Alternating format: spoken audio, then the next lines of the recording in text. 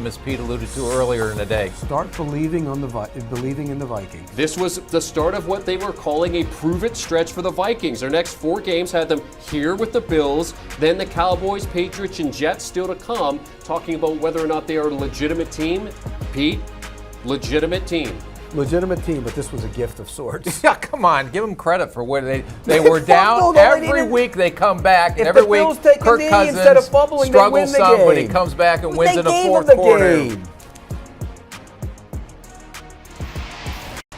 All right, so once again, the Buffalo Bills go down to defeat. Pete, are you worried? Are you getting worried about the Bills at this point? I mean, you have to be a little concerned, yeah. I mean, they still have a ton of talent. They've had a lot of injuries, but you needed to win this game. You had this game. You made a stop, and then your quarterback-center exchange is botched on the goal line to give them a touchdown. Inexcusable loss for the Buffalo Bills. And the one thing, I think Allen now has 6 or 7 interceptions over the last 3 games, 2, I believe, in 3 games in a row.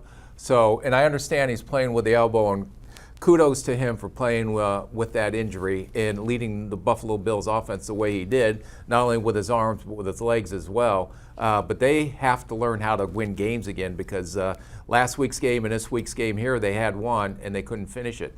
Yeah, Josh Allen today, a 29 of 43, 330 yards, a touchdown, and the 2 interceptions, but then had 84 yards on the ground as well. So, I mean, elbow injury? The elbow injury didn't have any impact at all. Absolutely not. No.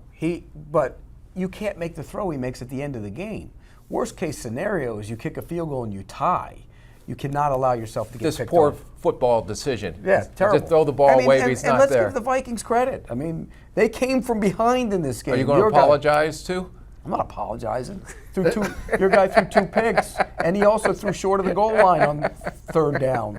And they didn't score on 4th down. And they got a gift. You got to admit, there's a little bit of a gift there. A win is a win. I don't know if when you look at the win column, do they say gift in parentheses underneath, or you won because I'm gonna start that. It's a win. Why don't you I'm start gonna something that. new? Gift. Next to the ones you get, a gift. Yeah. You need those, but it's still a gift. Why can't guys like you ever admit it was a gift? Because it's a win's a win. You just put it in your pocket and move on. They take a knee twice and the game's over. Oh, come on. It was the, some people were calling it the Stephon Diggs revenge game, because Diggs facing his old team. Diggs had 12 receptions for 128 yards, but the day belonged to Justin Jefferson in the receiving department. 10 receptions, 193 yards, and a touchdown. I mean, Rick, he just continues to be one of the most impressive receivers in the NFL. Yeah, and it was great to see both of them, because I have a fondness for both players, Jefferson and Diggs. Why, you traded one of them away? Yeah. What are you talking about? He doesn't have I like them both. They're great players. They're great receivers. Does he have a fondness for you? Yeah, everybody does. You peddled them. You sent them packing. What are you talking about? Look, Justin Jefferson makes a case now as maybe the best, if not one of the best in the league.